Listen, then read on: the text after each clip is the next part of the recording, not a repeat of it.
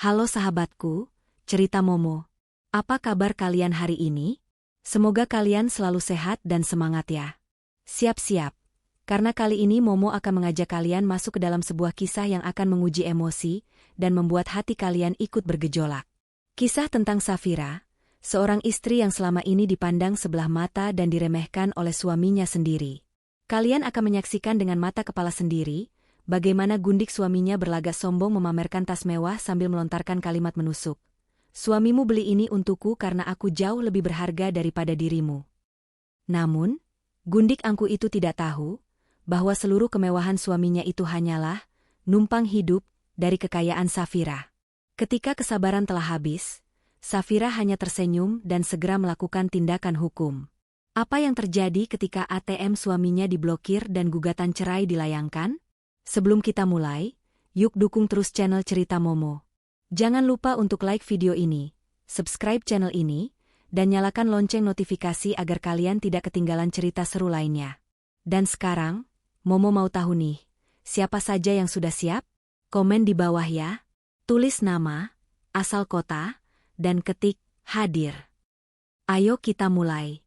Pagi itu, udara di kawasan bisnis Jakarta terasa begitu ringan, setidaknya bagi Safira. Ia duduk santai di teras kafe mewah, menyesap kopi, ditemani sahabat karibnya, Risa.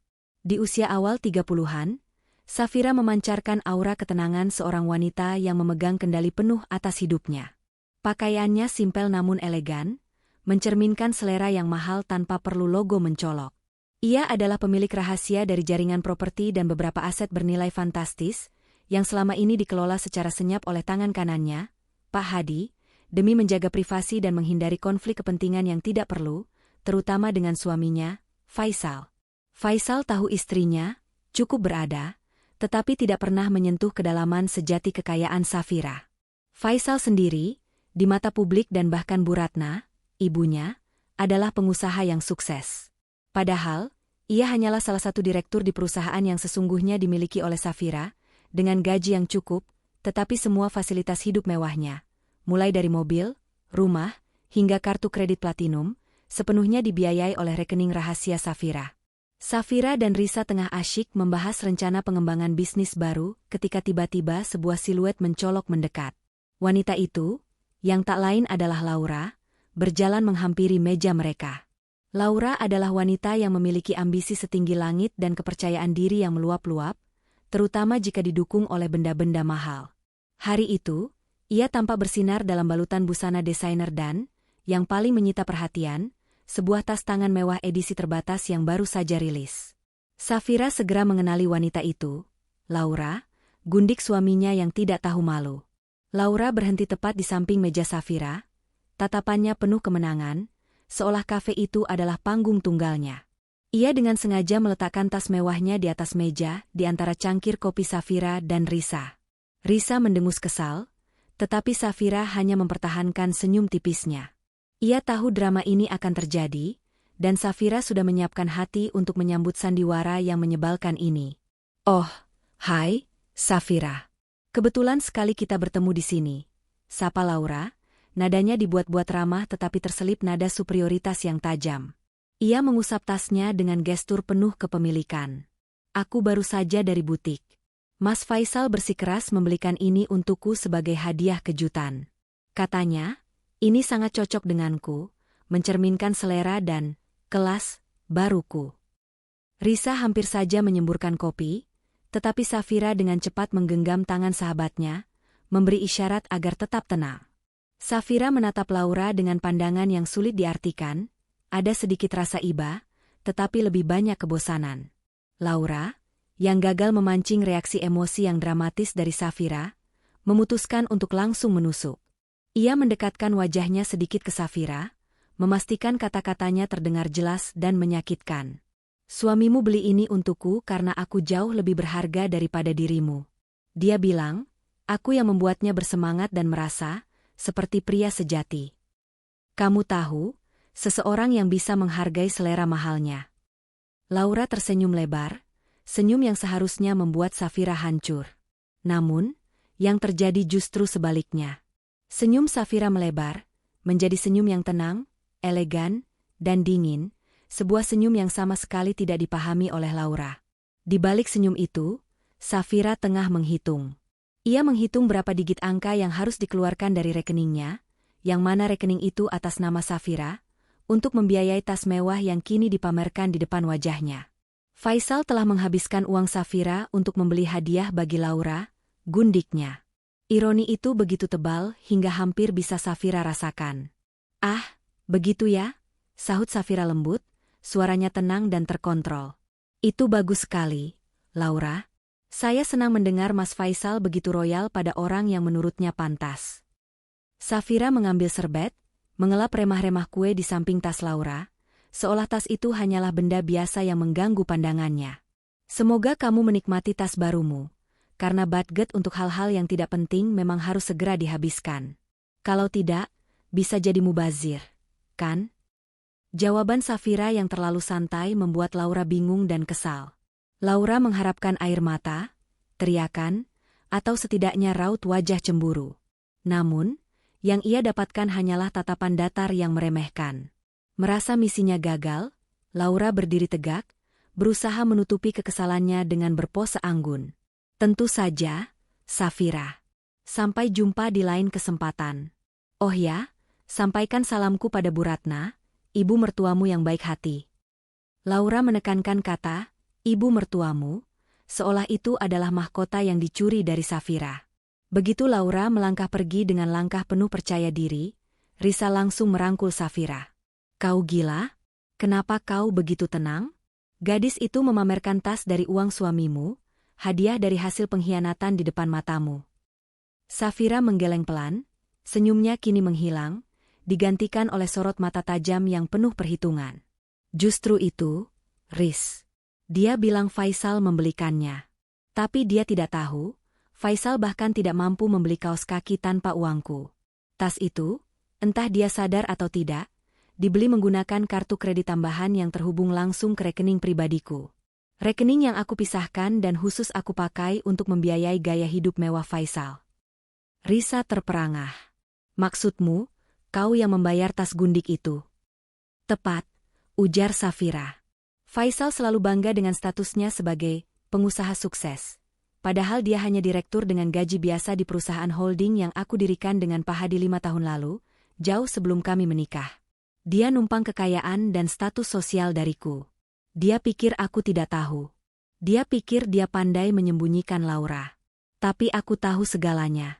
Selama ini aku hanya memberinya kebebasan semu, memberinya tali kekang yang sangat panjang agar dia merasa memegang kendali.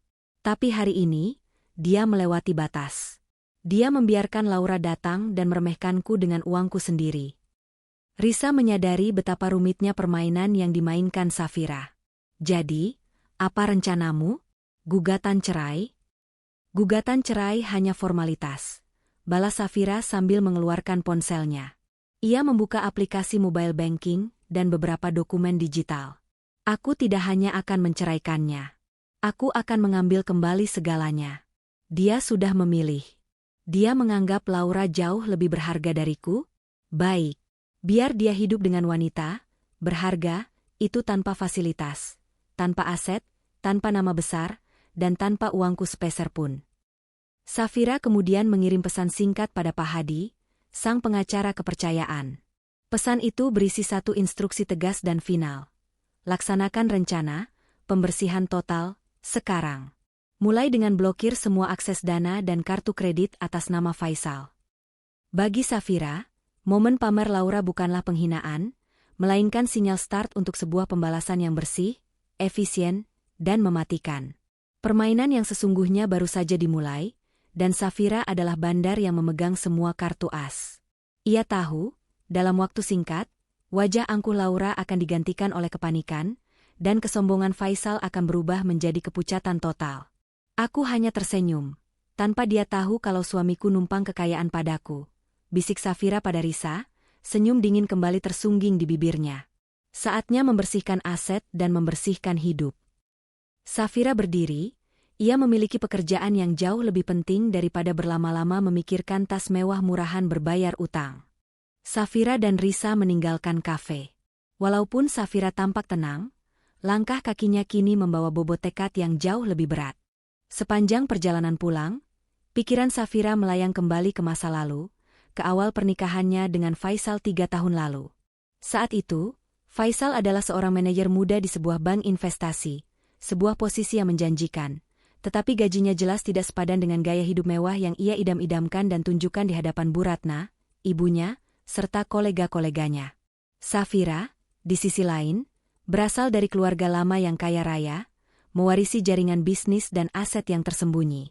Untuk menghindari sorotan media dan melindungi kekayaan keluarganya dari motif-motif tersembunyi, Safira memilih untuk menjalankan bisnisnya secara rahasia.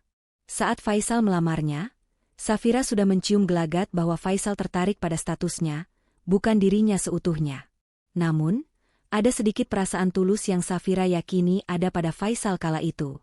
Untuk menguji dan sekaligus mengendalikan situasi, Safira, dengan bantuan Pak Hadi, membuat perjanjian pranikah yang sangat ketat dan rahasia. Perjanjian itu memastikan bahwa seluruh aset yang dimiliki Safira sebelum menikah, dan aset yang dikelolanya melalui perusahaan holding rahasia, akan tetap menjadi milik Safira seutuhnya, terpisah dari harta Gonogini. Faisal setuju, buta oleh janji Safira untuk memberinya kesempatan mengelola salah satu anak perusahaan Safira. Pintu gerbang rumah mewah mereka terbuka otomatis. Rumah itu, yang diakini Faisal sebagai rumah mereka bersama, sebetulnya dibeli Safira secara tunai setahun sebelum pernikahan dan atas nama perusahaannya. Semua cicilan mobil mewah, tagihan bulanan untuk liburan, dan biaya bulanan Bu Ratna, ditanggung oleh Safira melalui transfer dana yang cerdas dan terstruktur, yang membuat Faisal merasa bahwa dialah yang membiayai semuanya. Ini adalah jebakan emas yang dipasang Safira, dan Faisal masuk dengan bangga. Safira masuk ke ruang kerjanya, sebuah ruangan yang selalu terkunci dan hanya bisa diakses olehnya. Di sana, di balik meja kayu mahal, Safira menghubungi Pak Hadi melalui panggilan video terenkripsi. Pak Hadi adalah pengacara berusia 50-an yang memiliki integritas tinggi dan kesetiaan mutlak pada keluarga Safira. Pak Hadi, bagaimana dengan instruksi tadi? Tanya Safira tanpa basa-basi. Sudah dilaksanakan, Nyonya Safira, jawab Pak Hadi dengan suara profesional. Semua kartu kredit tambahan yang terhubung ke rekening pribadi Anda sudah diblokir permanen. Limit dana harian yang masuk ke rekening pribadi Tuan Faisal sudah diubah menjadi 0. Dia sekarang hanya memiliki akses pada gaji bulanannya yang biasa. Safira mengangguk, sorot matanya tajam. Bagus. Pastikan juga semua fasilitas perusahaan yang dia gunakan, seperti kartu BBM, dana hiburan, dan fasilitas antar jemput, segera dinonaktifkan secara bertahap dalam 2 hari ke depan. Buat seolah-olah itu adalah kebijakan efisiensi perusahaan yang mendadak. Siap, Nyonya. Dokumen gugatan cerai sudah siap di meja Anda, tinggal menunggu tanda tangan. Saya juga sudah menyiapkan tim khusus untuk segera mengurus penarikan semua aset bergerak atas nama Tuan Faisal. Tentu saja, aset-aset itu secara legal dibeli menggunakan dana perusahaan Anda dan di bawah perjanjian pinjam pakai. Safira mengambil pulpen emas di mejanya. Sempurna, Pak Hadi. Saya ingin proses ini berjalan cepat dan rapi. Saya sudah membiarkan permainan ini terlalu lama. Tiba-tiba, pintu ruang kerja Safira diketuk dengan tidak sabar. Itu pasti Faisal.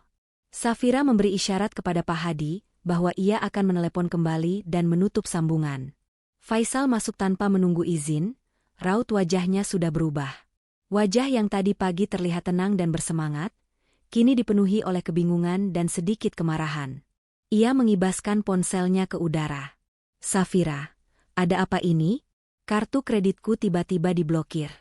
Aku tidak bisa menggunakannya sama sekali. Aku sedang mentraktir klien penting, dan aku nyaris malu di depan mereka. Apa kamu sengaja melakukan ini? Tuntut Faisal, suaranya naik 1 oktav. Safira bersandar di kursinya, memasang ekspresi heran yang dibuat-buat. Diblokir? Kenapa bisa begitu? Sayang, aku tidak melakukan apa-apa. Jangan pura-pura. Hanya kamu yang tahu semua nomor rekening itu, bentak Faisal. Ini aneh sekali. Aku coba transfer dana dari rekening pribadiku, dan limitnya juga 0. Apa kamu lupa membayar tagihan ban atau semacamnya? Faisal yang sombong dan berlagak gentleman itu, kini berubah menjadi seorang pria yang panik kehilangan sumber keuangannya. Ia sama sekali tidak menyadari bahwa ia baru saja kehilangan seluruh kendali finansialnya dalam sekejap mata.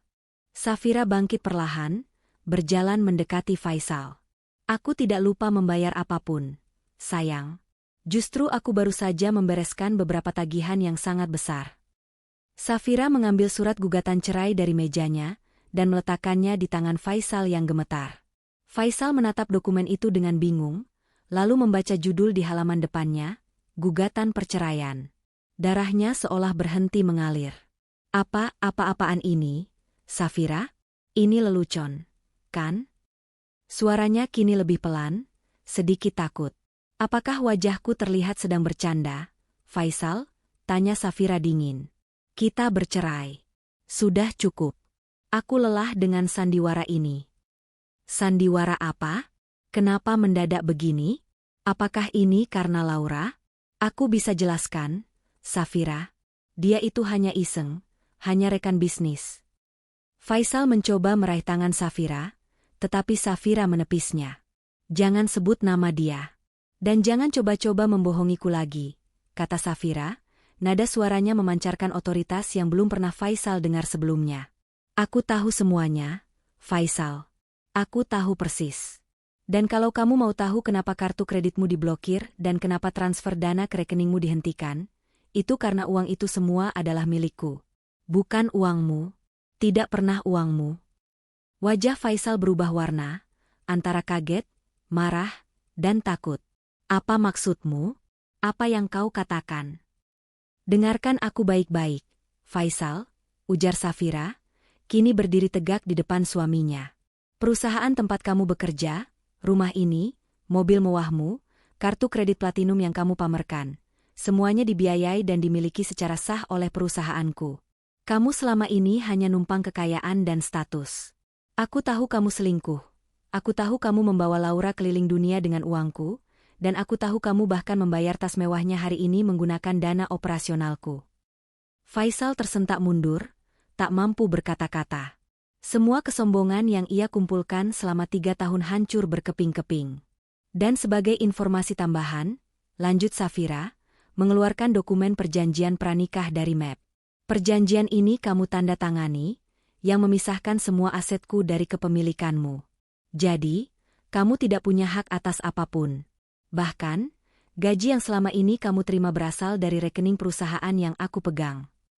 Faisal merasakan dunianya runtuh. Pikirannya langsung melayang pada Bu Ratna, ibunya. Bu Ratna telah menghabiskan sebagian besar uang pensiunnya dengan sombong, mengandalkan kiriman bulanan dari putranya yang sukses, itu. Jika Faisal tidak punya uang, Bu Ratna juga akan ikut sengsara. Tidak, Safira, jangan lakukan ini. Bagaimana dengan Bu Ratna? Dia sakit-sakitan. Dia butuh biaya pengobatan. Faisal mulai panik, memohon. Safira menatapnya tajam. Dia ibumu. Itu tanggung jawabmu. Selama ini, dia juga ikut menghinaku dan membanding-bandingkan aku dengan wanita lain. Dia menuduhku pelit dan tidak becus mengurus rumah tangga. Sekarang, ini adalah konsekuensi dari semua kebohongan dan kesombonganmu. Safira berbalik, meraih teleponnya. Sekarang kamu punya 2 pilihan. Tanda tangani gugatan cerai itu sekarang. Atau kita bawa masalah ini ke pengadilan, dan aku akan memastikan seluruh dunia tahu bahwa pengusaha sukses, Faisal adalah penipu yang numpang hidup dan pencuri uang istrinya. Pikirkan baik-baik, Faisal. Wajah Faisal kini benar-benar pucat pasi. Dalam kepanikannya, ia hanya bisa memegang dokumen perceraian di tangan, sadar bahwa ia telah kalah total di babak kedua permainan yang bahkan tidak ia sadari sedang ia mainkan. Ia telah jatuh dari singgasana kemewahan ke jurang kemiskinan dalam hitungan menit, dan yang menjadi hakimnya adalah istrinya sendiri yang selama ini ia remehkan. Faisal berdiri di ruang kerja Safira, tubuhnya membeku. Bukan hanya karena kaget, tetapi karena realisasi pahit yang menghantamnya, seluruh kemegahan hidupnya adalah ilusi. Surat gugatan cerai di tangannya terasa seperti selembar vonis. Pikirannya berlari kencang, mencoba mencari celah, bukti, atau bahkan sekadar retorika untuk membantah klaim Safira, tetapi semua usahanya sia-sia. Perjanjian pranikah yang ia anggap remeh kini menjadi borgol yang mengikat lehernya. Ia bahkan tidak ingat pernah menandatangani dokumen sedetail itu. Saat itu, matanya hanya terfokus pada janji Safira untuk memberinya kursi empuk direktur dan akses ke gaya hidup yang ia impikan. Kamu tidak bisa melakukan ini, Faisal berbisik, suaranya tercekat. Kita menikah. Kamu tidak bisa mencabut semuanya begitu saja. Aku adalah suamimu. Safira menatapnya dengan tatapan yang dingin. Kita menikah di atas dasar kebohongan, Faisal. Kamu menikahi kemewahanku, bukan diriku. Dan aku tidak mencabutnya begitu saja. Aku hanya mengambil kembali apa yang memang menjadi hakku. Kamu sudah dengar, tanda tangani surat itu. Atau kita lihat di pengadilan bagaimana, pengusaha sukses, Faisal harus menjelaskan mengapa ia membeli tas mewah untuk gundiknya dengan kartu perusahaan istrinya sendiri. Faisal tahu Safira tidak main-main. Reputasinya, yang selama ini dibangun dengan susah payah, walaupun dengan pondasi pinjaman, akan hancur lebur. Tidak hanya di hadapan kolega, tetapi juga di depan Bu Ratna, ibunya yang sangat menjunjung tinggi status sosial. Kepanikan terbesar Faisal adalah membayangkan ibunya, Bu Ratna, tahu bahwa putranya yang dibanggakan hanyalah seorang pengemis berkedok pengusaha. Aku butuh waktu. Aku harus bicara dengan Bu Ratna. Mohon Faisal, mencoba mencari alasan untuk menunda. Kamu punya waktu 24 jam untuk memproses semuanya, jawab Safira tegas. Setelah itu, Pak Hadi akan datang mengambil surat yang sudah ditandatangani. Jika tidak, proses hukum akan berjalan sesuai rencanaku. Safira berjalan ke arah pintu, membukanya. Keluar dari ruang kerjaku, Faisal. Aku tidak ingin melihatmu lagi sampai kita bertemu di meja negosiasi. Faisal keluar dengan langkah gontai. Ruangan yang selama ini ia anggap sebagai rumahnya kini terasa asing dan dingin. Ia langsung meraih ponselnya, bukan untuk menghubungi Laura, tetapi untuk menelepon ibunya, Bu Ratna. Sementara itu, Safira kembali menghubungi Pak Hadi. Pak Hadi, Faisal sudah tahu. Proses percepatan penarikan aset dimulai sekarang. Baik, Nyonya, jawab Pak Hadi. Tim kami sedang bergerak. Mobil Mercedes-Benz S-Class yang ia gunakan akan ditarik malam ini. Alasannya, recal teknis mendadak dari perusahaan penyewaan. Begitu juga dengan fasilitas mobil yang digunakan Bu Ratna, meskipun itu jarang digunakan, akan ditarik besok pagi.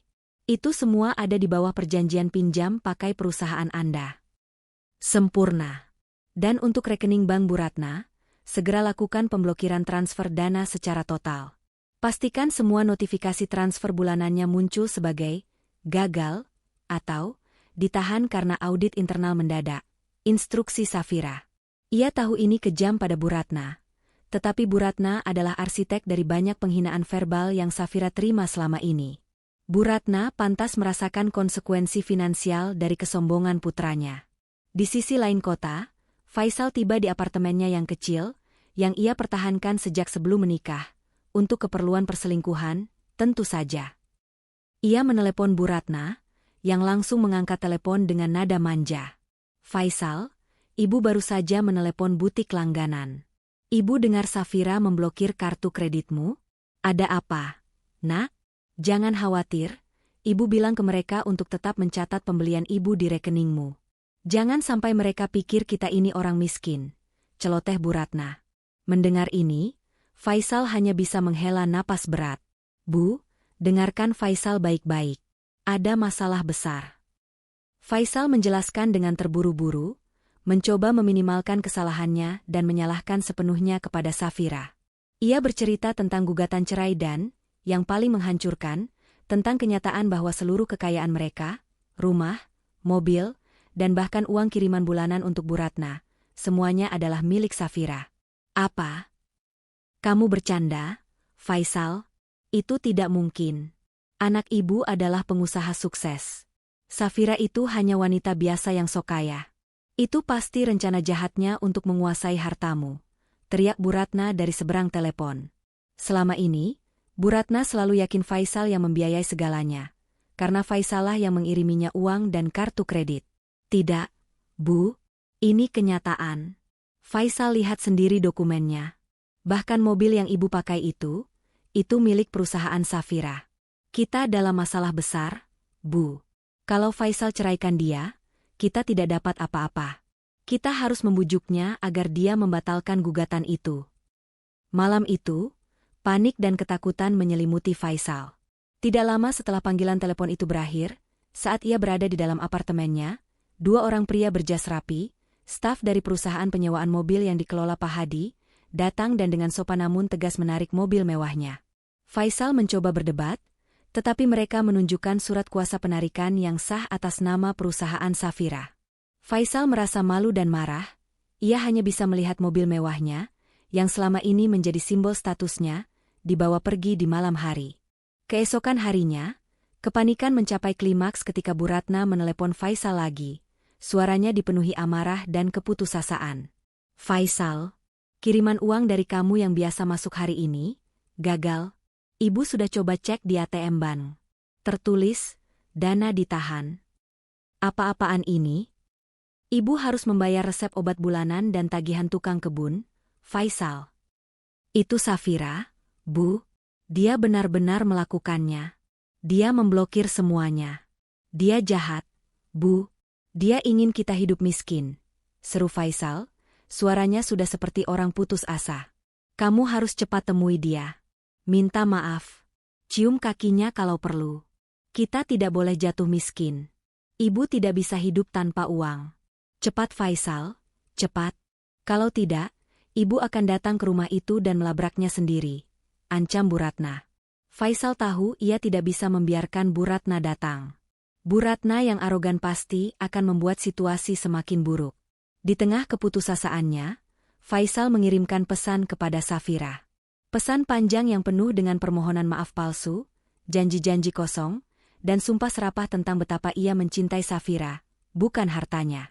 Faisal mencoba bermain sebagai suami yang menyesal. Safira, yang sedang menikmati kopi pagi sambil membaca laporan keuangan terbarunya, hanya membaca pesan itu sekilas. Ia tersenyum, senyum penuh kemenangan. Faisal kini ada dalam genggamannya. Ia tidak membalas pesan itu. Sebaliknya, Safira mengirim satu pesan kepada Laura. Pesan singkat yang hanya berisi satu kalimat dan satu lampiran. Kalimat itu berbunyi, "Saya sudah mengambil keputusan terbaik untuk pernikahan saya. Hubungi Faisal jika Anda ingin tahu lebih banyak tentang tas baru Anda itu." Lampiran itu adalah salinan foto surat gugatan cerai yang belum ditandatangani. Safira tahu persis apa yang akan dilakukan Laura begitu melihat surat cerai itu. Laura tidak akan peduli pada Faisal. Laura hanya akan peduli pada harta dan kemewahan. Begitu Laura tahu bahwa sumber kekayaan Faisal akan segera mengering, ia pasti akan langsung bereaksi, dan reaksi Laura akan menjadi bumerang yang menghantam Faisal dengan kekuatan ganda. Safira menutup ponselnya, meminum kopinya dengan tenang. Ia telah mengaktifkan rantai kepanikan. Faisal panik karena kehilangan uang, Bu Ratna panik karena kehilangan status, dan Laura akan panik karena potensi kerugian finansial. Semua sudah diatur. Setelah mengirimkan salinan surat gugatan cerai kepada Laura, Safira melanjutkan aktivitasnya seperti biasa. Baginya, itu adalah langkah taktis yang cerdas. Ia tahu bahwa Laura, yang termotivasi oleh uang dan kemewahan, akan jauh lebih efektif dalam menekan Faisal daripada dirinya sendiri. Safira memperkirakan bahwa dalam waktu kurang dari 1 jam, neraka bagi Faisal akan dimulai dari tangan gundiknya, bukan dari tangan istrinya. Dan prediksinya tepat. Tidak sampai 30 menit, ponsel Faisal mulai berdering tanpa henti. Bukan panggilan dari perusahaan atau klien, melainkan dari nomor Laura. Faisal, yang saat itu sedang duduk terpaku di sofa apartemen kecilnya, dengan enggan mengangkatnya. Ia berharap Laura akan bersimpati, tetapi ia salah besar. Faisal, apa-apaan ini? Apa maksud surat cerai dari istrimu itu? Suara Laura melengking tajam, jauh dari nada manja yang biasa ia gunakan. Faisal mencoba menenangkan diri. Tenang, sayang. Itu hanya ancaman. Safira sedang emosi. Aku akan bereskan. Jangan khawatir. Jangan khawatir katamu, balas Laura, suaranya dipenuhi histeria. Aku tahu kamu.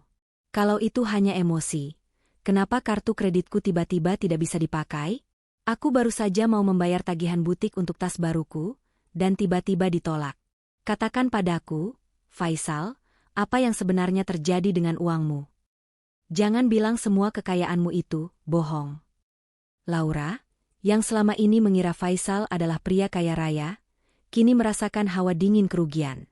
Tas mewah yang ia pamerkan dengan bangga di depan Safira ternyata belum lunas. Dan kini, kartu kredit tambahan yang diberikan Faisal padanya, yang Faisal klaim sebagai miliknya, telah mati. Laura menyadari bahwa ia kini menanggung utang atas barang yang ia beli dengan asumsi akan dibayarkan oleh pria kaya. Aku akan urus. Laura, kamu jangan panik dulu. Faisal berteriak ke ponsel. Itu hanya masalah teknis. Safira hanya memblokir sementara. Aku akan segera mendapatkan akses kembali. Aku tidak bodoh, Faisal. Safira mengirimiku surat gugatan cerai dan pesan agar aku menanyakan tentang tas ini kepadamu. Dia tahu segalanya. Jadi, jelaskan padaku. Apakah kamu benar-benar akan bercerai dan kehilangan semua hartamu? Tuntut Laura. Kalau kamu bangkrut, bagaimana kamu akan membayar cicilan apartemenku, biaya perawatan kecantikanku, dan yang paling penting utang tas mewahnya? Konfrontasi ini tidak berjalan seperti yang dibayangkan Faisal. Ia berharap Laura akan menjadi pelabuhan emosional, tetapi Laura justru menjadi badai yang merenggut sisa-sisa harga dirinya. Laura hanya peduli pada uang. Faisal akhirnya mengakui kebenaran pahit, bahwa seluruh kekayaan yang ia pamerkan adalah milik Safira dan kini Safira telah menariknya semua. Ia memohon Laura untuk tetap bersamanya, menjanjikan bahwa ia akan mendapatkan kembali segalanya. Laura tertawa sinis, tawa yang menusuk tulang. Kamu pikir aku ini apa, Faisal? Aku bersamamu karena kamu kaya. Karena kamu bisa memberiku gaya hidup yang lebih baik daripada istrimu yang membosankan. Dan sekarang kamu bilang kamu bangkrut? Tidak, terima kasih. Aku tidak mau bersama pria yang bangkrut dan numpang hidup. Aku jauh lebih berharga daripada dirimu yang tidak punya apa-apa ini. Kata-kata Laura persis seperti kata-kata yang ia lontarkan kepada Safira di kafe, tetapi kali ini, kata-kata itu ditujukan kepada Faisal. Faisal merasa dihantam palu godam. Dulu, ia meremehkan Safira, kini ia diremehkan oleh wanita yang ia anggap lebih berharga. Laura menutup teleponnya, dan Faisal menyadari bahwa ia telah kehilangan segalanya dalam waktu kurang dari 24 jam. Istri, kekayaan, dan gundiknya. Bu Ratna kembali menghubungi Faisal. Setelah gagalnya transfer dana, Bu Ratna telah mencoba menarik uang tunai dari kartu debit pribadinya, tetapi ia hanya mendapatkan jumlah yang sangat terbatas, sisa dari gaji bulanan Faisal yang biasa. Ia tidak bisa membayar tagihan-tagihan penting. Faisal, kamu harus segera kembali ke rumah itu dan berlutut di depan Safira. Ibu sudah menelepon Pak Tua Hadi, dia bilang mobil mewah ibu yang kamu pinjamkan itu akan ditarik besok. Dia bilang itu milik perusahaan. Kamu harus cegah ini, nak. Ibu tidak bisa dipermalukan di depan tetangga. Ibu ini janda terhormat, ratap Bu Ratna. Faisal merasa terpojok. Ia tahu, satu-satunya jalan keluar adalah menghadapi Safira. Ia kembali ke rumah mewah itu, tetapi ia tidak masuk melalui pintu utama. Ia menggunakan kunci cadangan yang ia simpan di taman dan menyelinap masuk melalui pintu belakang, berharap dapat menemui Safira tanpa sepengetahuan Pak Hadi. Ia menemukan Safira sedang duduk di ruang tamu, santai membaca buku. Di depannya, di meja kopi, tergeletak dokumen-dokumen perceraian. Safira, panggil Faisal, suaranya kini melunak, penuh keputusasaan. Safira mendongak, matanya dingin. Aku sudah bilang, Faisal, 24 jam. Kamu melanggar batas itu. Tolong, Safira. Aku mohon. Faisal berlutut di depan Safira. Ini adalah momen yang paling memalukan dalam hidupnya. Aku janji akan berubah. Aku akan mencampakkan Laura. Aku akan menjadi suami yang baik. Aku tidak akan pernah mengulanginya lagi. Jangan ambil semuanya dariku. Bagaimana dengan Bu Ratna? Dia sakit jantung, Safira. Kalau dia tahu semuanya, dia bisa meninggal. Faisal menggunakan ibunya sebagai senjata terakhir. Safira menutup bukunya dengan bunyi, buk, yang keras. Ia mencondongkan tubuh ke depan, matanya menatap tajam ke mata Faisal. Jangan libatkan Bu Ratna dalam kejahatanmu, Faisal. ucap Safira dengan nada rendah dan menakutkan. Aku tahu kamu menggunakan dia sebagai perisai. Aku tahu kamu memanfaatkannya. Selama ini, Bu Ratna adalah orang yang paling sering menghinaku. Dia bilang aku tidak becus mengurus rumah. Dia bilang aku tidak pantas menjadi menantunya. Dia bilang aku tidak sesukses wanita lain. Dia menuntut rumah yang lebih besar, mobil yang lebih mewah, dan biaya liburan yang lebih mahal. Semuanya dari uangku, Faisal. Aku tidak bisa membatalkan gugatan ini, dan aku tidak akan memberikanmu apa-apa. Kamu punya waktu kurang dari 10 jam untuk menandatangani surat cerai itu. Jika tidak, proses hukum akan berjalan, dan aku akan memastikan kamu tidak hanya jatuh miskin, tetapi juga kehilangan reputasimu di kantor dan di hadapan semua kolega yang selama ini kamu bohongi. Safira berdiri, mengambil ponselnya. Aku tidak memaksamu untuk menderita, Faisal. Kamu sendiri yang memilih penderitaanmu ketika kamu memutuskan bahwa Laura jauh lebih berharga daripada diriku yang membiayai seluruh hidupmu. Faisal hanya bisa duduk di lantai marmer yang dingin, merasakan bagaimana setiap keputusan buruk yang ia buat kini berbalik menghancurkannya. Ia tahu ia tidak bisa melawan. Di saat yang sama, ia mendapat pesan dari Pak Hadi yang dikirimkan ke ponselnya. Tuan Faisal, pastikan Anda segera menandatangani dokumen. Mobil yang Anda gunakan akan ditarik tepat pukul 9 pagi besok. Ini adalah peringatan terakhir. Dengan tangan gemetar, Faisal mengambil pulpen dari meja dan, dengan berat hati, menandatangani semua lembar dokumen perceraian yang diserahkan Safira. Ia menandatangani vonis kemiskinan dan kehancurannya sendiri. Safira hanya melihat tanpa emosi. Pagi itu, pukul 9 tepat, rumah mewah di kawasan elit itu terasa lebih dingin dari biasanya. Meskipun matahari bersinar cerah, suasana di dalam rumah diselimuti ketegangan. Safira sudah siap. Ia duduk di ruang makan, menikmati sarapan ringan, ditemani Risa yang datang untuk memberikan dukungan moral. Di tangannya, Safira memegang map berisi surat cerai yang sudah ditandatangani Faisal malam sebelumnya. Tepat di jam yang sama, seperti yang dijanjikan, sebuah mobil hitam resmi berhenti di depan gerbang. Keluar dari mobil itu, Pak Hadi bersama 2 petugas keamanan dari perusahaan properti. Mereka memasuki rumah dengan langkah tegas dan profesional. Mereka tidak datang untuk bernegosiasi, mereka datang untuk mengambil alih properti. Faisal yang baru saja terbangun dari tidur yang tidak nyenyak di sofa ruang tamu, segera bangkit dengan panik. Wajahnya yang pucat semakin memburuk saat melihat kehadiran Pak Hadi. Pak Hadi, apa yang Bapak lakukan di sini pagi-pagi begini? Tanya Faisal, mencoba mempertahankan nada direktur meskipun pakaiannya kusut. Pak Hadi tidak menjawab sapaan Faisal. Ia langsung menghampiri Safira, membungkuk hormat, dan menerima map yang diserahkan Safira. Terima kasih, Nyonya Safira. Sekarang semua sudah legal. Proses pengambil alihan properti akan dimulai. Kemudian, Pak Hadi berbalik ke arah Faisal, wajahnya datar tanpa emosi. Tuan Faisal, sesuai dengan perjanjian yang sudah Anda tanda tangani, rumah ini adalah aset pribadi Nyonya Safira di bawah naungan perusahaan. Masa pinjam pakai properti ini telah berakhir. Saya meminta Anda untuk segera mengemasi barang-barang pribadi Anda dan meninggalkan lokasi ini. Anda diberi waktu 1 jam. Faisal tersentak. 1 jam. Bapak gila. Saya tinggal di sini. Ini rumah saya. Mohon periksa dokumen penyerahan aset properti, Tuan Faisal, ujar Pak Hadi sambil menyerahkan selembar kertas tebal. Rumah ini tidak pernah menjadi milik Anda. Anda hanya memiliki hak tinggal selama pernikahan. Dan berdasarkan surat yang Anda tanda tangani semalam, pernikahan itu telah berakhir. Jika Anda menolak, kami terpaksa harus meminta bantuan kepolisian setempat untuk mengosongkan properti, dan itu akan mencoreng nama baik Anda secara permanen. Ancaman itu berhasil membungkam Faisal. Ia tahu, jika polisi datang, kehancurannya akan menjadi berita utama di kalangan sosialita yang selama ini ia coba tiru.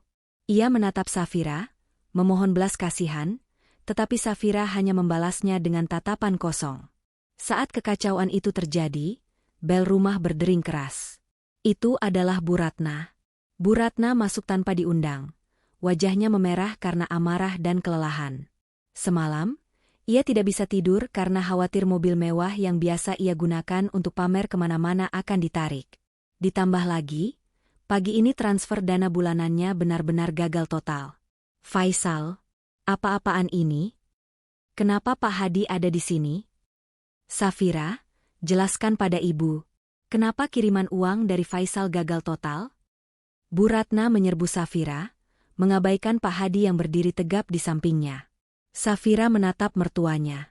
Selama ini, Safira menahan diri dari konfrontasi langsung dengan Bu Ratna, tetapi kini, tidak ada alasan lagi untuk bersabar. Selamat pagi, Bu Ratna, sapa Safira dengan nada tenang yang menusuk. Silakan tanyakan kepada putra ibu tentang status keuangannya yang sebenarnya. Dan kiriman uang itu gagal karena uang itu milik saya, dan saya sudah menariknya semua. Bu Ratna terdiam, matanya beralih ke Faisal. Faisal, apa yang dia katakan?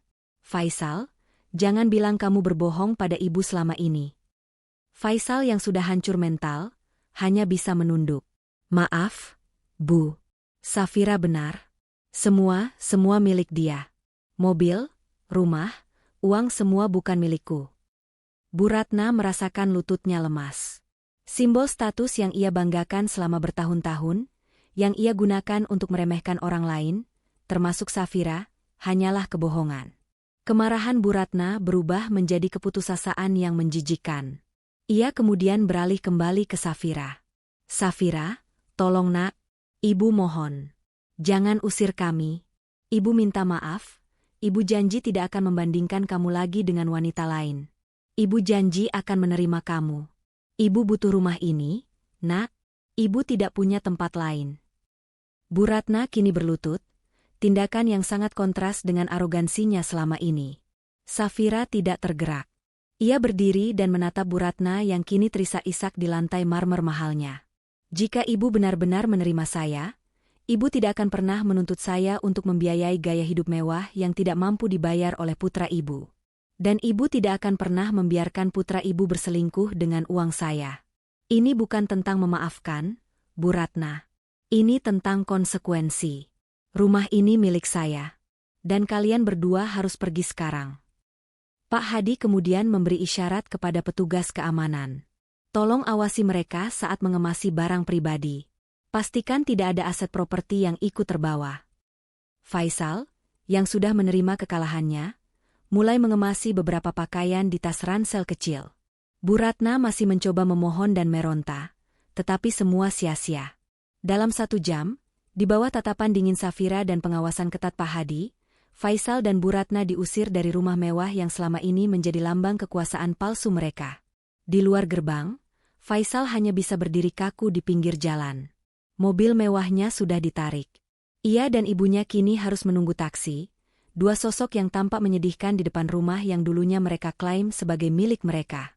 Bu Ratna terus menyalahkan Faisal. Suaranya parau karena menangis dan marah. Ini semua karena kamu. Kenapa kamu harus selingkuh? Kenapa kamu tidak jujur dengan ibu? Aku tidak tahu, Bu. Aku pikir dia bodoh. Aku pikir dia tidak akan tahu. Balas Faisal frustrasi. Mereka akhirnya naik taksi menuju apartemen kecil Faisal.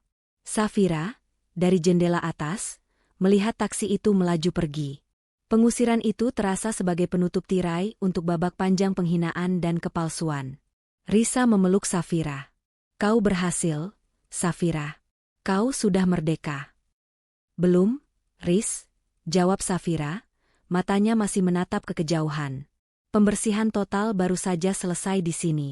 Sekarang, aku harus mengurus sampah yang lain. Laura. Safira tahu, Laura yang ambisius pasti tidak akan tinggal diam setelah dicampakkan dan ditinggalkan dengan utang. Setelah sukses menyingkirkan Faisal dan Bu Ratna dari kehidupannya, Safira menghabiskan sisa hari itu dengan fokus pada pembersihan sisa-sisa jejak finansial Faisal. Dengan bantuan Pak Hadi, Safira memastikan tidak ada satupun aset, baik besar maupun kecil, yang pernah dikuasai Faisal yang lolos dari audit. Semua kartu kredit dibatalkan, semua langganan premium dihentikan, dan bahkan akses ke klub golf mewah atas nama perusahaan pun dicabut. Namun, drama terbesar justru terjadi di tempat lain. Laura kini berada dalam situasi yang sangat tidak menyenangkan. Setelah putus sambungan dengan Faisal yang kini bangkrut, Laura mencoba menghubungi manajer butik tempat ia membeli tas mewah yang ia pamerkan di depan Safira. Ia meminta penundaan pembayaran, beralasan kartu kreditnya tiba-tiba bermasalah. Sayangnya, manajer butik itu menolak. Utang atas tas mewah yang angkuh itu kini sepenuhnya menjadi tanggung jawab Laura. Ia menyadari bahwa Faisal tidak pernah benar-benar membayarnya. Faisal hanya menggunakan kartu kredit perusahaan Safira yang kini telah diblokir. Laura tidak hanya kehilangan kekasih kaya, tetapi juga dihadapkan pada ancaman tuntutan hukum dari butik mewah tersebut jika ia gagal membayar. Dalam keputusasiannya, Laura mencoba menghubungi Faisal berkali-kali, tetapi Faisal tidak pernah mengangkat teleponnya. Faisal, yang saat ini harus tinggal di apartemen sempit bersama Bu Ratna yang terus meratap, terlalu sibuk bergelut dengan realita baru kemiskinannya. Faisal merasa dirinya terlalu hancur untuk menghadapi tuntutan Laura. Merasa terjebak dan marah, Laura memutuskan untuk mengambil tindakan ekstrim. Ia yakin bahwa Faisal telah bersekongkol dengan Safira untuk menjebaknya. Laura mendatangi apartemen Faisal. Ketika ia tiba, ia disambut oleh Bu Ratna yang kebingungan dan sedih. "Siapa kamu?" sergah Bu Ratna, matanya bengkak karena menangis sepanjang malam. Bu Ratna, yang selalu membayangkan dirinya berada di lingkungan sosialita yang elit, jijik melihat wanita yang kini berdiri di depan pintu apartemen kecil putranya. "Saya Laura." "Di mana Faisal?" tuntut Laura, menatap sinis ke sekeliling apartemen yang jelas jauh dari kata mewah. "Dia di dalam," jawab Bu Ratna dingin. "Kamu siapa?" "Kekasihnya." "Datang kemari untuk apa?" "Dia sedang depresi." "Saya datang untuk menuntut pertanggungjawaban."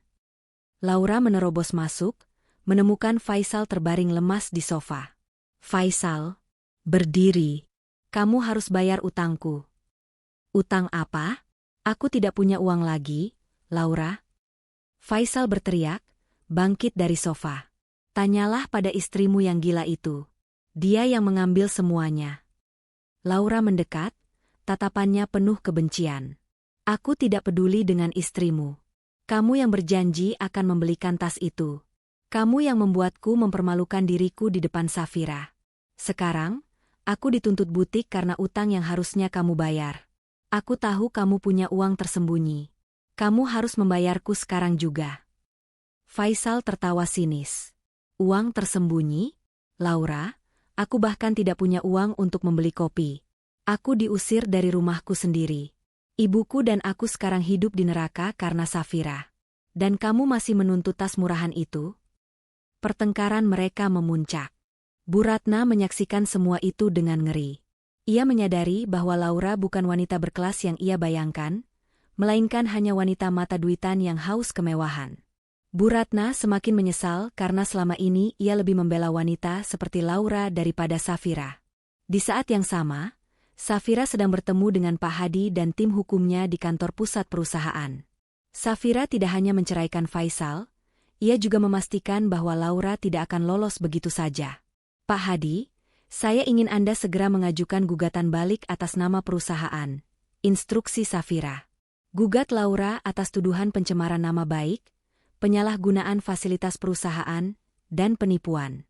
Laura memamerkan tas mewah yang dibeli dengan dana perusahaan saya, dan dengan bangga mengklaim itu adalah hadiah dari kekasihnya yang kaya. Ini adalah kerugian reputasi yang signifikan. Pak Hadi mengangkat alis, terkesan dengan ketajaman pikiran Safira. "Tuntutan pencemaran nama baik bisa kita dasarkan pada kalimatnya yang merendahkan Anda di depan umum, Nyonya Safira. Kami juga bisa memasukkan kasus penipuan, karena dia tahu asal-usul uang itu, tetapi tetap menggunakannya untuk menipu orang lain." "Benar. Saya ingin Laura merasakan penderitaan finansial yang sama. Biarkan dia menghadapi tuntutan dari butik dan tuntutan dari perusahaan saya secara bersamaan," ujar Safira dingin. "Dan pastikan tuntutan ini menarik perhatian publik. Saya ingin semua orang tahu bahwa saya tidak hanya menceraikan suami yang numpang hidup, tetapi juga membersihkan parasit-parasit di sekitarnya." Tim hukum Pak Hadi segera bergerak cepat. Dalam beberapa jam, surat panggilan resmi dan gugatan perdata atas nama perusahaan Safira dikirimkan ke alamat Laura. Ketika Laura menerima surat-surat resmi itu di tengah pertengkarannya yang sengit dengan Faisal, ia terperanjat. Ia tidak hanya dituntut butik, tetapi kini juga dituntut oleh perusahaan Safira dengan tuntutan yang jauh lebih besar dan serius.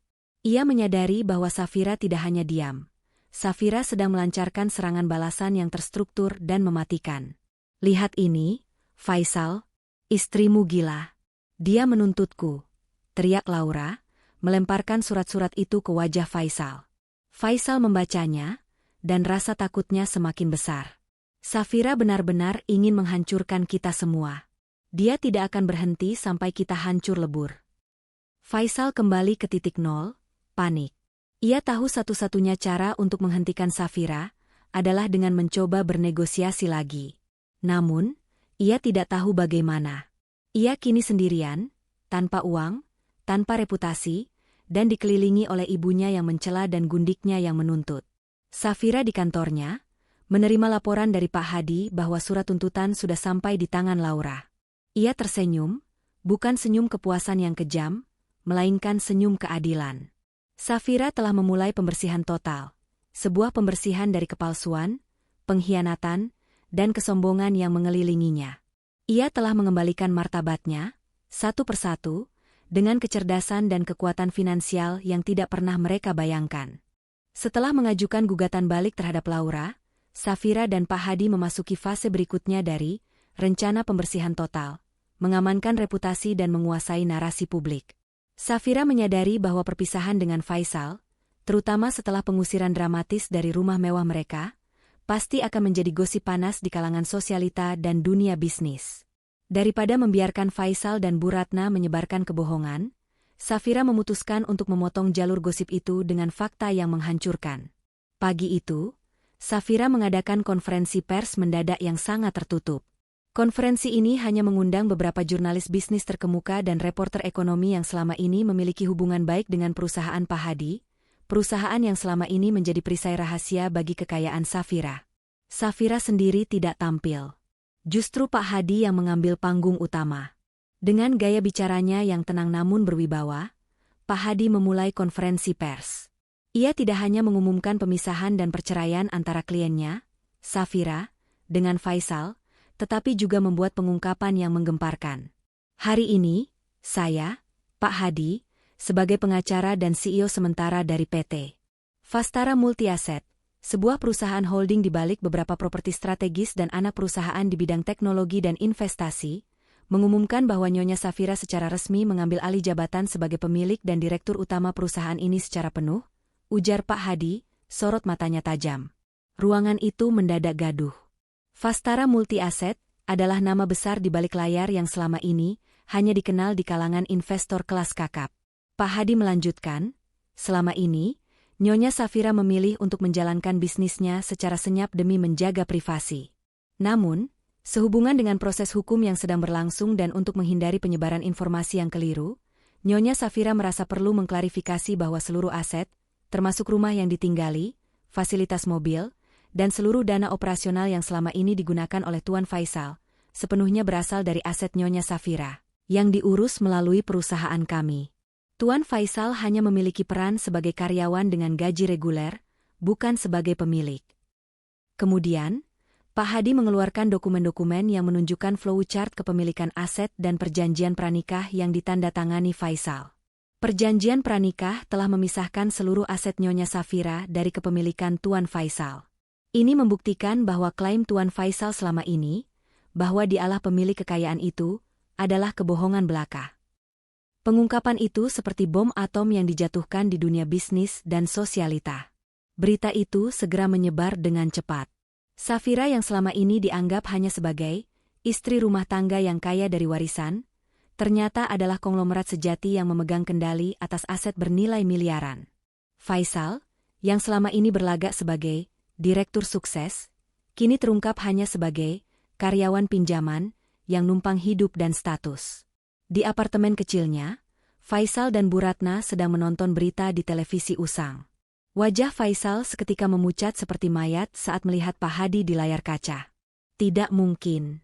Dia tidak mungkin sejahat ini, teriak Faisal sambil melempar remote.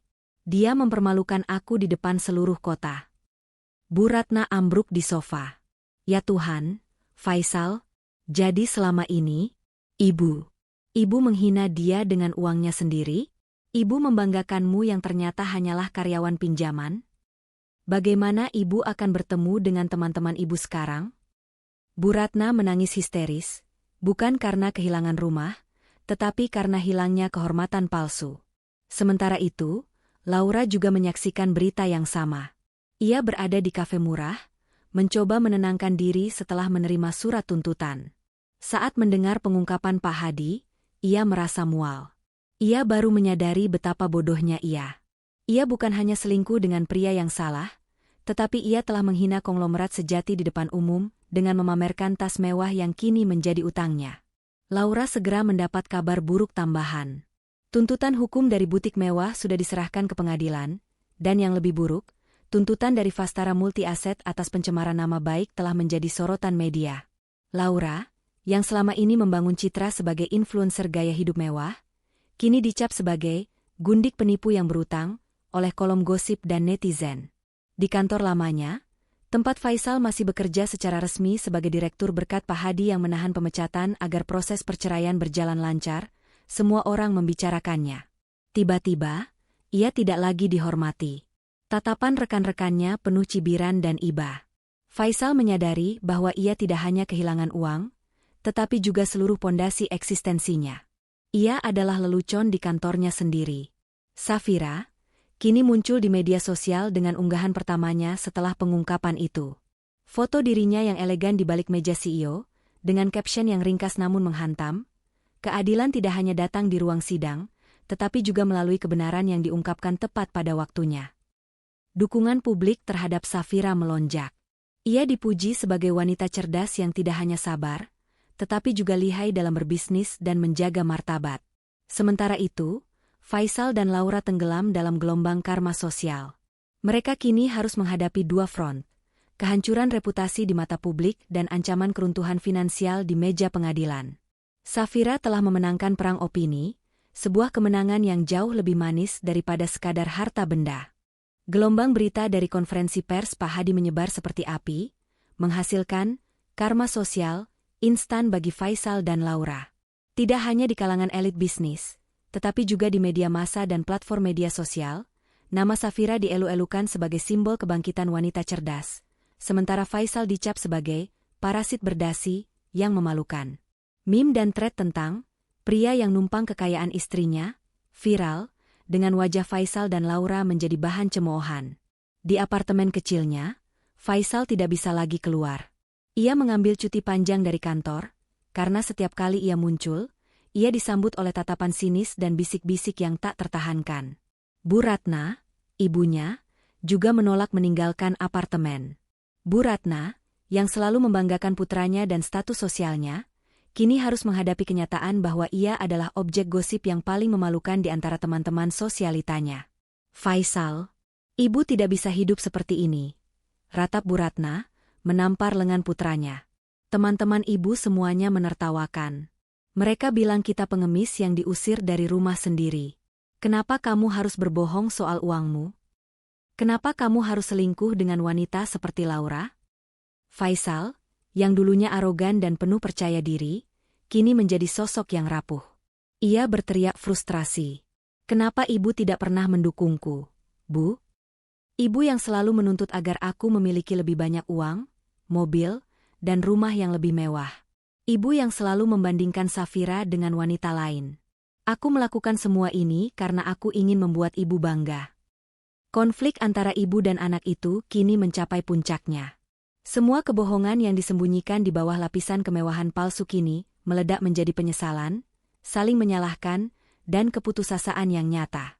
Bu Ratna menyalahkan Faisal karena tidak bisa mempertahankan hartanya, dan Faisal menyalahkan ibunya karena menanamkan ambisi palsu yang membutakannya. Sementara itu, Laura menghadapi masalah yang jauh lebih serius. Ia tidak hanya kehilangan exposure dari media sosial, tetapi akun-akunnya mulai diserbu oleh netizen yang mencemoohnya sebagai gundik pengutang tas mewah.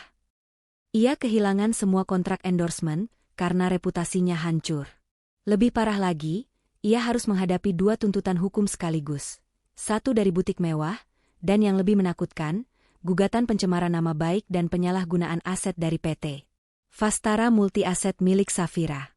Pak Hadi, atas perintah Safira, sengaja memperlambat proses perceraian di pengadilan, tetapi mempercepat tuntutan terhadap Laura. Ini adalah strategi cerdas Safira. Ia ingin Faisal menyaksikan kehancuran Laura, wanita yang ia pilih, sebelum putusan cerainya keluar. Laura, dalam keputusasaan, akhirnya nekat mendatangi kantor hukum Pak Hadi, sendirian. Ia memohon untuk bertemu Safira. Saya ingin bertemu Nyonya Safira. Saya ingin minta maaf. Laura memohon kepada resepsionis dengan air mata buaya, tetapi ia langsung dihadang oleh staf Pak Hadi. Pak Hadi akhirnya keluar dan menemuinya di lobi. Nyonya Safira menolak bertemu Anda, Nona Laura. Ia tidak punya urusan lagi dengan Anda secara pribadi. Tolong, Pak Hadi, katakan padanya saya akan membatalkan semua pernyataan saya. Saya akan mengembalikan tas itu, saya akan menjualnya. Saya mohon, cabut tuntutan perusahaan itu. Saya akan kehilangan segalanya. Laura meratap. Pak Hadi menyerahkan selembar kertas kepada Laura. Nona Laura, Nyonya Safira tidak tertarik dengan tas Anda. Beliau hanya tertarik pada keadilan. Ini adalah surat peringatan hukum kedua. Nyonya Safira telah memerintahkan agar Anda mengganti rugi kerugian reputasi perusahaan dan juga Nyonya Safira secara pribadi, sejumlah uang yang sangat besar. Jika Anda tidak membayar atau tidak menemukan solusi dalam 48 jam, kami akan mengajukan permohonan penyitaan aset yang Anda miliki, termasuk apartemen dan mobil Anda, untuk menutupi kerugian. Ancaman penyitaan aset membuat Laura gemetar. Ia menyadari bahwa ia berhadapan dengan kekuatan finansial dan hukum yang tak tertandingi. Safira tidak bermain-main. Dia ingin Laura merasakan kehancuran total, sama seperti Safira merasakan penghinaan di depan umum. Faisal, setelah mendengar kabar tentang Laura dari seorang teman lamanya, merasa terpukul. Ia sadar bahwa bukan hanya dirinya yang hancur, tetapi juga Laura, wanita yang ia anggap sebagai pelarian, juga akan segera kehilangan segalanya. Penyesalan Faisal kini semakin mendalam. Bukan karena ia menyesal telah menyakiti Safira, melainkan karena ia menyesal telah memilih pihak yang salah. Sementara itu, Safira tetap tenang. Ia fokus pada pekerjaannya sebagai CEO baru Vastara Multi Asset, menghadiri pertemuan penting, dan menandatangani kesepakatan-kesepakatan besar. Ia membuktikan kepada publik bahwa ia tidak terganggu oleh drama rumah tangga murahan. Reputasinya sebagai wanita bisnis yang kuat dan cerdas semakin mengukuh. Safira tidak perlu membalas dendam secara langsung. Ia hanya perlu menggunakan sistem dan kebenaran untuk membersihkan hidupnya dari racun yang selama ini menggerogoti. Hari sidang perceraian terakhir antara Safira dan Faisal tiba. Ruang pengadilan dipenuhi oleh media dan publik yang haus akan drama. Sebagian besar tertarik setelah pengungkapan mengejutkan tentang kekayaan Safira. Safira memasuki ruang sidang dengan kepala tegak, didampingi oleh Pak Hadi dan Risa. Penampilannya tenang dan berwibawa, mencerminkan sosok CEO sukses, bukan korban perselingkuhan. Di sudut lain ruangan, duduklah Faisal, seorang diri. Wajahnya kurus, matanya cekung, dan pakaian yang ia kenakan, meskipun jas lamanya, kini terlihat lusuh dan tidak terawat. Ia tidak lagi memancarkan aura direktur sukses, melainkan hanya seorang pria yang kehilangan segalanya. Yang mengejutkan, Bu Ratna juga hadir. Namun, ia tidak duduk di samping putranya. Ia duduk di barisan belakang, menunduk, berusaha menyembunyikan wajahnya dari sorotan kamera. Bu Ratna telah mencapai titik terendah sosialnya. Ia tidak bisa lagi berlagak sombong. Ia datang bukan untuk mendukung Faisal, tetapi untuk melihat secara langsung apa yang tersisa dari kemewahan palsu yang ia nikmati. Sidang dimulai. Pak Hadi maju, menyajikan bukti perceraian, perjanjian pranikah, dan yang paling memberatkan, bukti-bukti transfer dana dan kepemilikan aset yang menegaskan bahwa seluruh gaya hidup mewah Faisal dibiayai oleh Safira. Pak Hadi juga menyajikan bukti pengusiran Faisal dari rumah yang sah milik kliennya, yang telah ditandatangani oleh Faisal sendiri. Hakim bertanya kepada Faisal, apakah ia ingin mengajukan keberatan atau permintaan harta gono gini, namun Faisal hanya menggelengkan kepala. Yang mulia Hakim, ucap Faisal, suaranya parau dan bergetar, saya tidak memiliki keberatan apapun. Saya mengakui semua kesalahan saya. Saya mengakui bahwa saya telah berbohong, berselingkuh, dan memanfaatkan istri saya. Saya hanya meminta maaf. Saya menyadari bahwa saya tidak hanya kehilangan istri, tetapi juga kehormatan. Saya tidak pantas mendapatkan apapun dari Safira. Ini adalah pengakuan kekalahan total. Faisal yang sombong telah benar-benar hancur. Ia menatap Safira, matanya penuh penyesalan. Hakim kemudian menoleh kepada Safira. Nyonya Safira, apakah Anda ingin mengajukan tuntutan kerugian tambahan atau tuntutan pidana atas perselingkuhan dan penipuan yang dilakukan suami Anda? Safira berdiri. Ia berbicara dengan suara yang jelas dan tegas, tetapi tanpa emosi yang meluap-luap. Yang mulia, saya tidak membutuhkan uangnya. Saya sudah memiliki segalanya. Tujuan saya mengajukan gugatan ini adalah untuk menegakkan kebenaran dan membersihkan nama baik saya. Saya ingin membuktikan bahwa wanita tidak boleh diremehkan atau dimanfaatkan, tidak peduli seberapa kaya atau berkuasa suaminya terlihat. Saya meminta agar perceraian ini segera diputuskan, dan Faisal tidak mendapatkan sepeser pun dari aset saya. Safira kemudian menoleh ke arah Faisal. Saya memaafkan Anda, Faisal. Tetapi saya tidak bisa membiarkan Anda lari dari konsekuensi tindakan Anda. Semoga Anda menemukan pelajaran berharga dari kehancuran ini. Keputusan pengadilan pun dibacakan. Safira dan Faisal resmi bercerai. Semua aset tetap menjadi milik Safira sesuai perjanjian pranikah. Faisal keluar dari ruang sidang tanpa status, tanpa harta, dan tanpa kehormatan. Saat Faisal berjalan keluar, Bu Ratna menghampirinya. Namun, Bu Ratna tidak memeluk putranya. Ia justru menatapnya dengan tatapan kosong, penuh kekecewaan. Kau benar-benar menghancurkan hidup kita, Faisal, bisik Bu Ratna, suaranya penuh kepahitan. Aku tidak menyalahkan Safira. Aku menyalahkanmu. Karena kebodohan dan keserakahanmu, kita kehilangan segalanya. Aku harus kembali ke kampung halaman, tidak punya apa-apa. Kau harus bertanggung jawab atas kehancuran ini. Bu Ratna berbalik, meninggalkan Faisal berdiri sendirian di tengah kerumunan wartawan yang kini berteriak-teriak meminta komentarnya. Di sisi lain, Laura juga menghadapi sidangnya. Tuntutan gabungan dari butik mewah dan PT Vastara Multi Aset milik Safira telah menghancurkannya. Di pengadilan perdata, terbukti bahwa Laura menggunakan uang yang ia tahu berasal dari hubungan terlarang, dan ia telah melakukan pencemaran nama baik. Hakim memutuskan agar Laura membayar ganti rugi yang sangat besar kepada perusahaan Safira. Karena Laura tidak mampu membayar ganti rugi, pengadilan menyita hampir semua asetnya, termasuk apartemen dan mobil mewah yang selama ini ia gunakan untuk pamer. Tas mewah yang dulu ia pamerkan di depan Safira, akhirnya disita dan dilelang untuk menutupi sebagian utangnya. Laura kehilangan segalanya dan dicap sebagai penipu di mata publik. Safira, setelah sidang, bertemu dengan Risa dan Pak Hadi. Sudah selesai, kata Safira, menghela napas lega. Faisal sudah bebas dari hidupku, dan parasit-parasit itu sudah dibersihkan. Pak Hadi tersenyum. Selamat, Nyonya Safira. Anda adalah wanita paling kuat dan cerdas yang pernah saya layani. Safira menatap langit. Ia tidak merasa bahagia yang meledak-ledak, hanya rasa damai yang mendalam. Ia telah mendapatkan kembali martabatnya, membersihkan hidupnya, dan membuktikan dirinya bukan hanya sebagai seorang istri yang sabar, tetapi sebagai penguasa sejati atas takdirnya sendiri. Setelah putusan cerai resmi diketuk palu, Safira tidak membuang waktu. Ia sepenuhnya mendedikasikan dirinya pada PT Vastara Multi Aset, yang kini menjadi perusahaan terbuka dan semakin besar di bawah kepemimpinan yang tegas dan cerdas. Safira tidak lagi takut pada pandangan publik. Ia melangkah keluar dari bayangan, mengambil tempat yang seharusnya ia duduki, di puncak dunia bisnis. Ia menjadi panutan, sering diwawancarai majalah bisnis, menceritakan kisah suksesnya, tanpa pernah menyebut nama Faisal atau Laura secara langsung, hanya menyebut tentang pentingnya integritas dan berani mengambil langkah saat hak diinjak-injak. Dunia Safira kini dipenuhi dengan proyek-proyek ambisius, kesepakatan bernilai jutaan, dan dikelilingi oleh orang-orang yang tulus menghargai kecerdasan dan karakternya, termasuk Risa dan Pak Hadi. Kehidupan mewahnya kini benar-benar milik sendiri, tanpa ada lagi kepalsuan atau tuntutan dari pihak yang memanfaatkan. Safira menemukan kedamaian dan kebahagiaan yang sejati, sebuah mahkota yang jauh lebih berharga daripada status pernikahan.